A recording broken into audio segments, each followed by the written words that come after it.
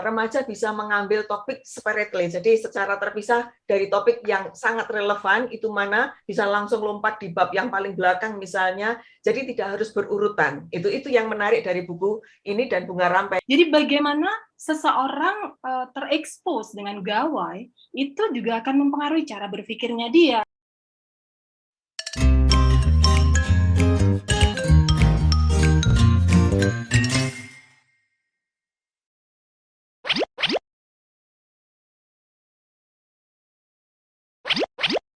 Ya, jadi mereka berteman, terus saling komen, ya, terus kemudian nanti ada isu-isu yang tidak menyenangkan, wah sudah mungkin terjadi cyberbullying. Nah, di sini sebetulnya menambah wawasan perilaku apa sih sebetulnya yang sudah tergolong dalam cyberbullying dan bagaimana kita mengatasinya.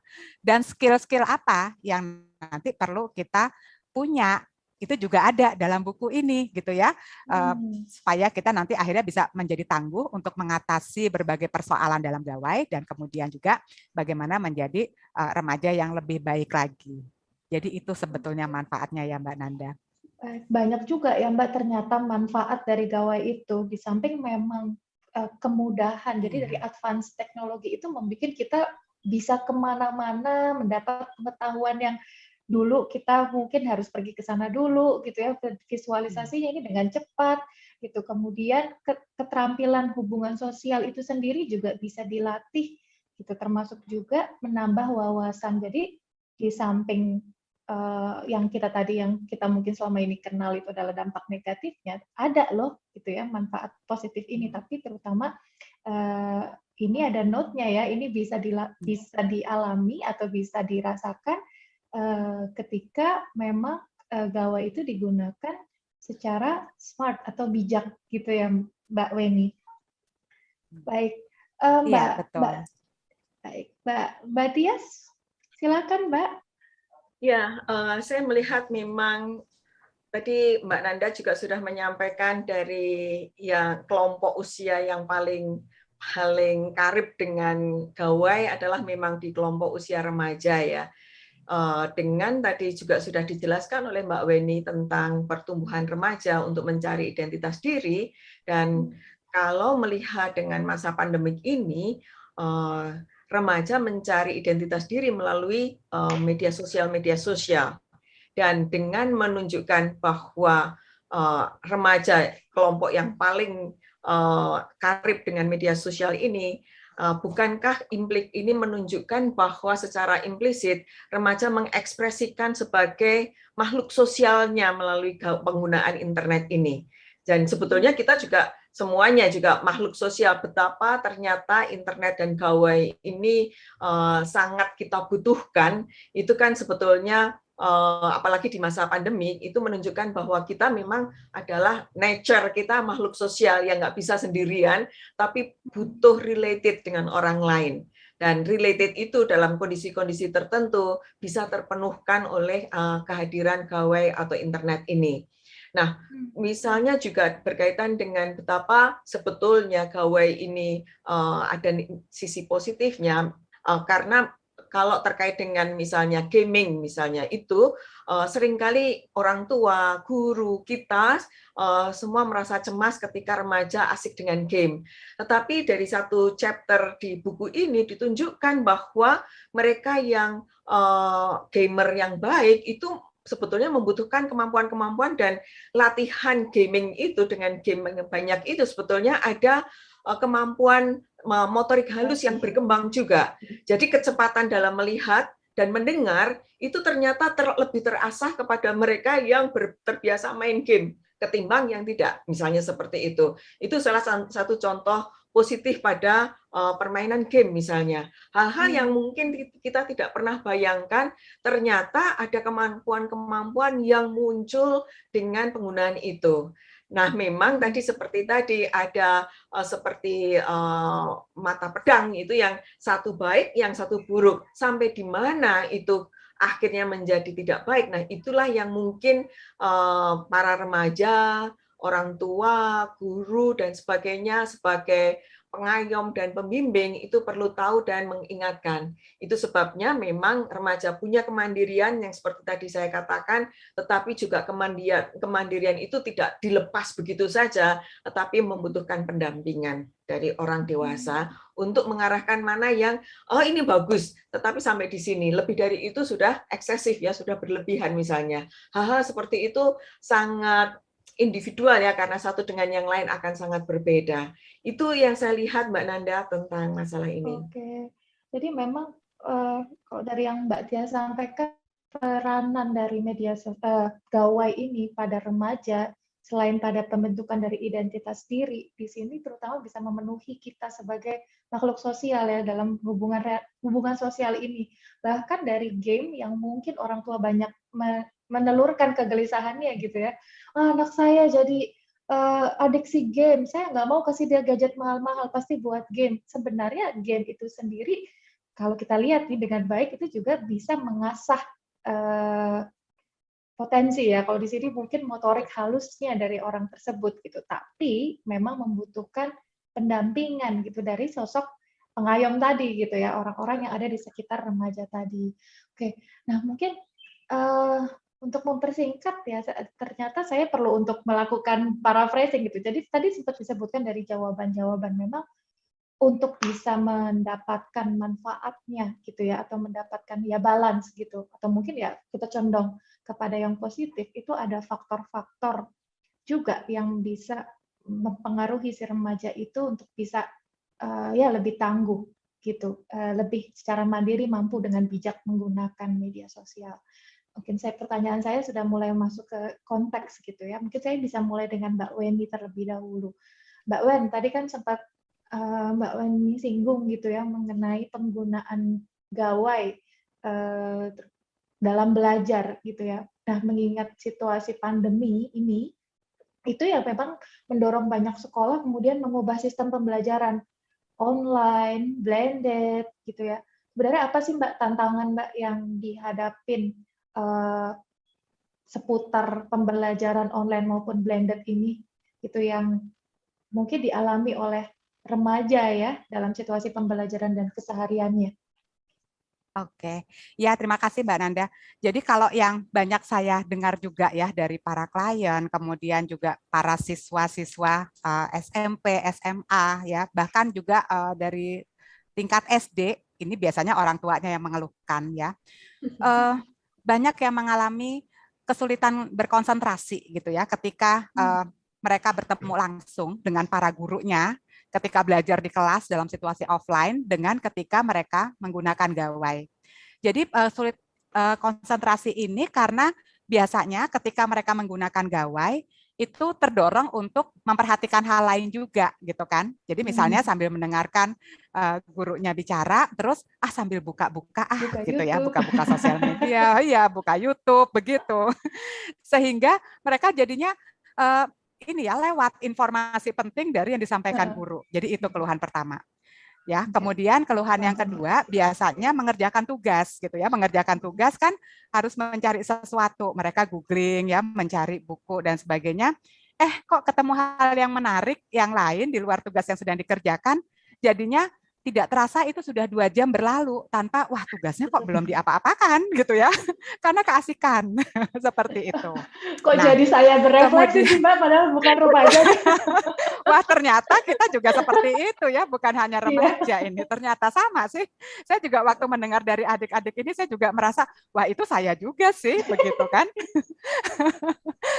Terus hal yang lain lagi sebetulnya, bagaimana supaya minat saya ketika mengerjakan satu tugas, itu kan kita juga harus menumbuhkan minat terus gitu ya. Jadi selama 3 jam itu, tugas itu misalnya saya berusaha selesaikan, ya saya terus berminat terhadap tugas itu, berkonsentrasi begitu.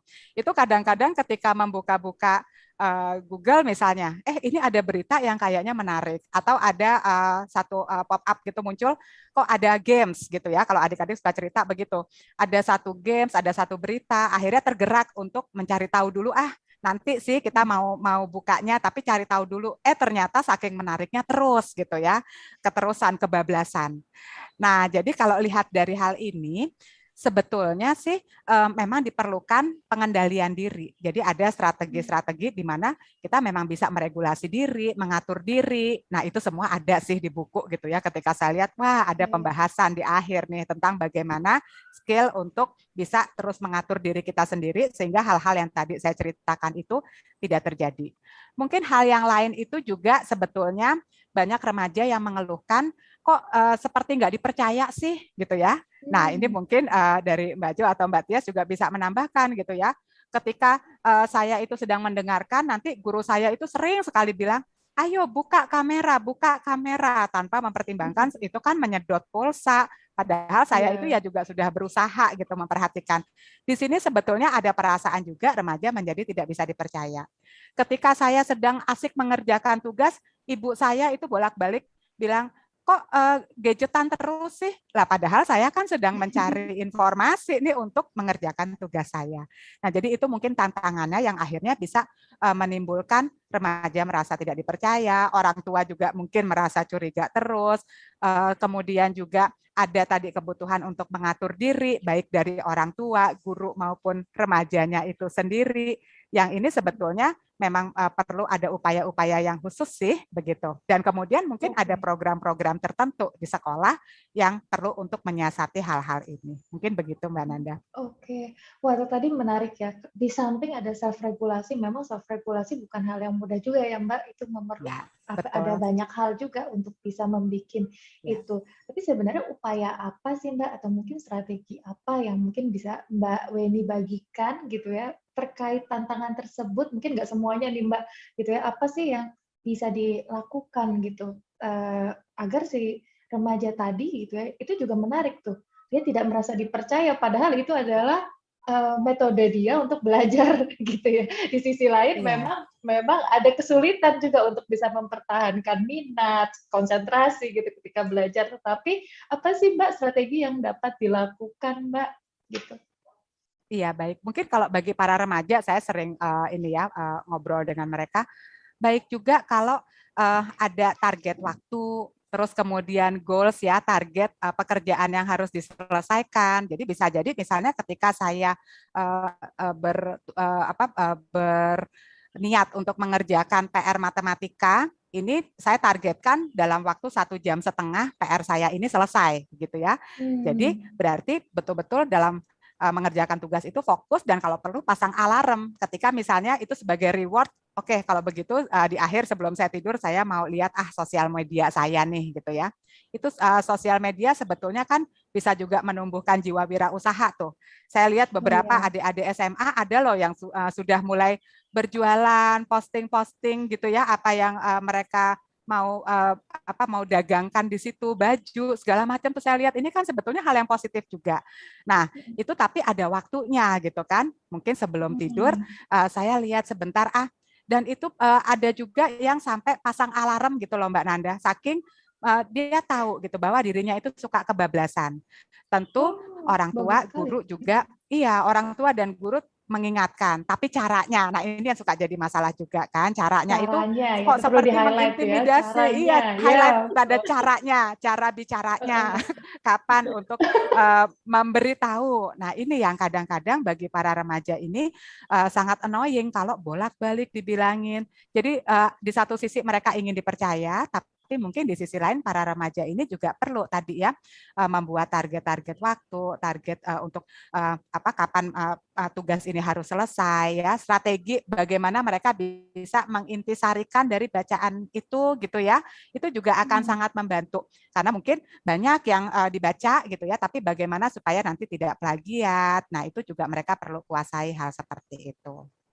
Begitu, Wah, lengkap banget. Ini jadi buat remajanya sendiri, ayo mulai gitu ya untuk membuat semuanya terjadwal gitu ya, memiliki target. Kemudian untuk kita yang ada di samping remaja ini juga perlu memperhatikan cara kita untuk mendampingi ini ya, jangan kayak tuh kan main gadget terus gitu.